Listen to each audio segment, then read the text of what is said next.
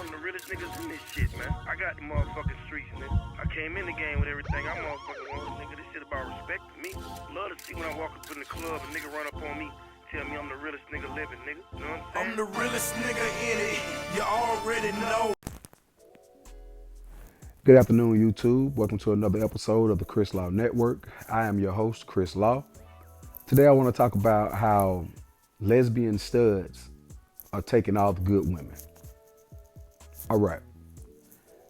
So I've been noticing a pattern. And the pattern is I see a lot of women that are being hurt by men. And instead of them continuously giving men another try, they're now just turning the other way. And they're saying, you know what? I'm going to go and get with a stud. And I've been seeing it a lot. And, you know, a lot of these studs, they ugly. Let's just be real. A lot of these studs, they look like Manny Fresh. You know what I'm saying? They just do. And what happens is these studs, they're able to give these women something that a man could never give them. These studs are able to give them that emotion that a lot of women are seeking. See, men, while we do have emotion, we still lack a level of emotion that a woman needs. And you do find some men that are, you know, have that emotion where they're able to console that woman the way that she wants to be consoled, or knows just that right thing to say. Because I'm gonna be honest, there's a lot of times where my wife comes to me and, you know, goes trying to ask me something, and I be sitting there like a bump on the log. I just don't know what to say because I'm gonna think from a reality standpoint, whereas I feel most women think from an emotional standpoint. It's for that reason that people always have a problem with trying to have a female president. The last thing you want to have is a female president sitting there to make a decision about going to war or not to go to war, but she pissed off about what her husband did that day. We'd be going to war with everybody. I'm just being honest, you know what I mean? But back to the lecture at hand. By these women going out and getting with these studs, they kind of getting what you want to call the best of both worlds, because they kind of getting that manly, you know, manly aggression to a point. Because I don't think that you can make that. I think that's just something that's, you know, from testosterone. So I don't feel like these studs really have it. I think they try to overcompensate for the testosterone levels that they don't have. So they try to be a little bit more aggressive than what a man would probably normally be. But then on the flip side, they're able to sit there and cry with the woman. They know that woman might need her forehead kissed at the right time, or need a back rubbed at the right time. So that's how they end up winning. And I've been seeing it for a long time. I know this one chick, she has a baby. Now, mind you, she had just had this baby. Like, that baby might have been, let's say, 1 year old. Full-blown lesbian. And I was confused. I was like, but hey, you was just getting some dick a year ago. Like, well, at least 2 years ago, you know, with the 9 months of the gestation period, and then the baby is now 1. And if I seem to remember correctly, her and the baby daddy was trying to kind of work stuff out when the baby was a newborn. But all of a sudden, you're just total lesbian. Like, she said something to me. She was like, she don't even like having male energy around her. Now, I took that another way. I was like, oh, you don't want to have male energy around you because you feel like you might end up getting some more dick 9 times out of 10. So you trying to do whatever you can just to stay away from the penis. But now she got a stud girlfriend, and now, you know, the stud is acting like, you know, that's her child. She the baby daddy. I mean, be making all kind of crazy statements. Or you see the studs that's walking around and they like, yeah, that's my baby mama. This chick just had a baby by a dude. Like, I know this chick, man, that she used to work for me. She used to do security work for me, right? So when I first met her, she walked up in the strip club while I was at work. And she was like, hey, I'm looking for a job. You know, I want to do security. And I was like, okay, well, just take my number down. You know, I'll speak with you later. I'll see if I got something for you. And I ended up putting her on some work. But when we first met, she had a chick in the car. She was like, well, look, I gotta go take my baby mama to get something to eat. And I wish y'all could have saw my face when she said it. I was like, yo, what? She was like, yeah, my girl pregnant. So I gotta take her to get something to eat. And I'm looking like, so hold up. Use a stud. Mind you, she was a pretty stud, but use a stud. This your girlfriend in the car and she pregnant.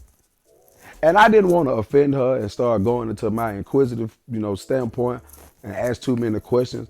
But in my mind, I had a million of them. I'm sitting there like, okay, so you met a chick that's currently pregnant by a dude, because it's not possible for a stud to get a woman pregnant. I don't give a damn how much you paid for that strap on. It can't do it. So you met a chick while she's pregnant, and that is your girlfriend, and you consider this to be y'all got a child on the way. I mean, literally. Like, I put her on an apartment complex. I had her doing security at an apartment complex. So she called me one night and she said, hey, Mr. Law. I said, yeah, what's going on? She was like, is there any way you can get somebody to come and relieve me from this site? My baby mama is really going through it right now. She having an emotional breakdown. And I'm saying her like, this ain't your baby mama. This the dude she got pregnant by, baby mama. And she probably having an emotional breakdown because you got her head messed up because you licking her from the front to the back. But she still having conversations with this dude and she confused about life. Like, I really feel like these studs be confusing these chicks sometimes. I feel like they be catching these girls when they at their most vulnerable point, right? They catching them at their most vulnerable point where they been hurt. This dude and just walked all over their heart. And here come this stud. She come in like, here I come to save the day. And she come in and she just swoop her up. And that's what they do. And then a lot of these girls, they be confused. Like, I know a situation where a woman was, having problems with her man, but she ended up meeting a chick. Now, I'm gonna tell y'all something.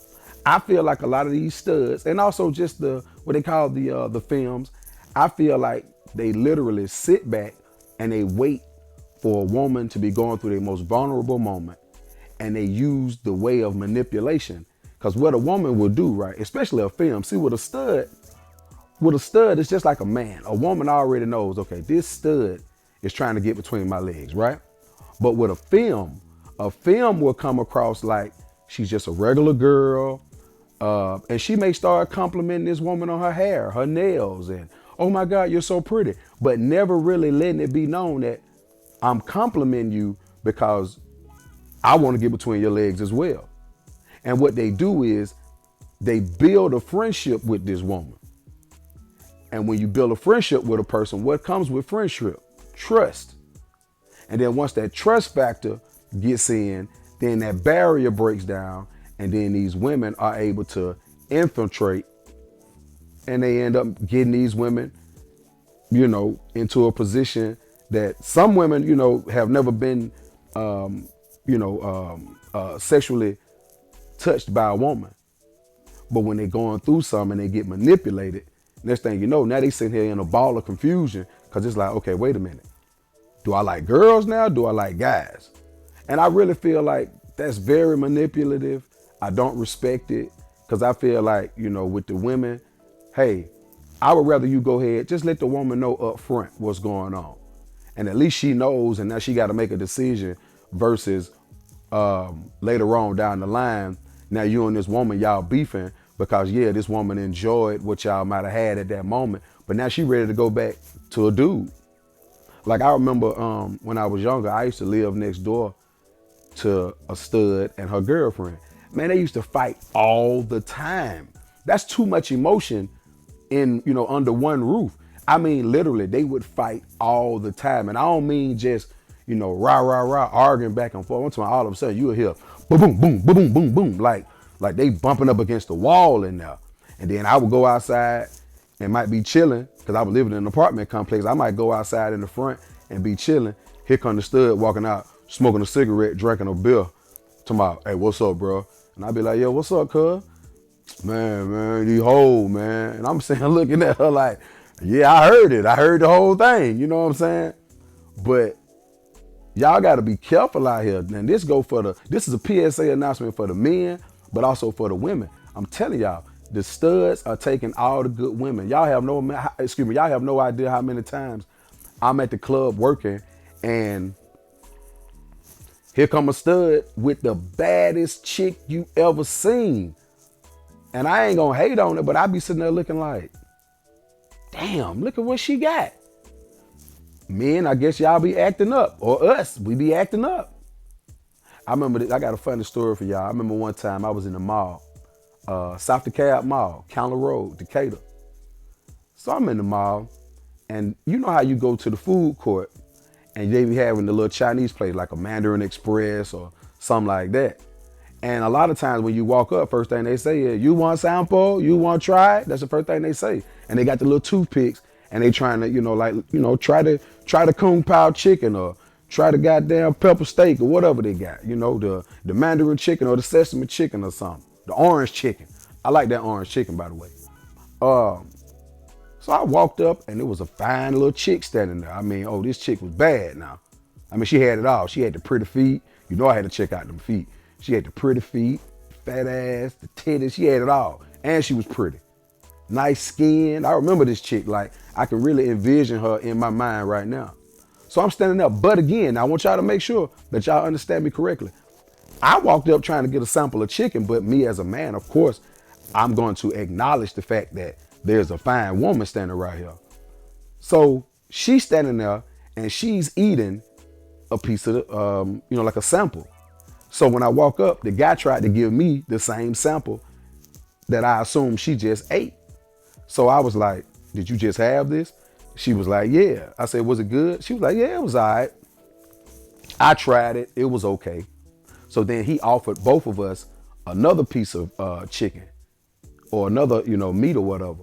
And we both tried it and we both was like, now that's good. And we started laughing. It was just really, I'm gonna be honest, it was innocent. We was just sitting there laughing, like, yeah, and we was actually talking about the chicken. And I wanna say, the conversation was real quick, but again, we was laughing, and anybody who would have walked up, they probably would have felt like we was flirting, possibly. In comes her stud girlfriend, who was about the height of Plies. I know Plies can't be no more than 5'3". I met the dude before. He's a little guy. Here she come up looking, as small as Plies, looking like a little dude with a damn do-rag on, right? So she walked up and said, hey, baby, what you over here doing? Why you talking to this nigga? That's what she said. Hey, baby, what you over here doing? Why you talking to this nigga? And looked me up and down. I'm talking about, like Bernie Mac say, looked me up and down like she wanted to bust a motherfucking move. I started laughing. The stud was pissed. I mean, shit, what's so funny? I told her, listen, y'all, and I apologize to any of my studs that may be out here watching or lesbian women or anything.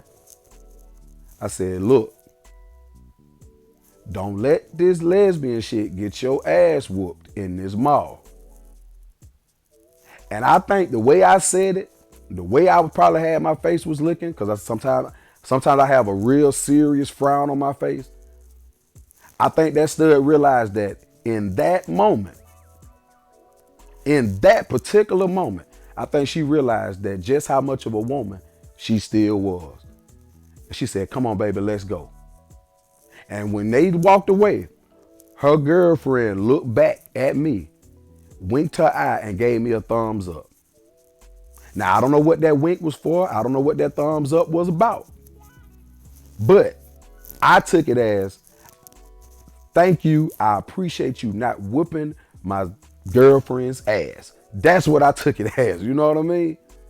But I say all that to say, men, pay attention to your woman. Pay attention to your woman.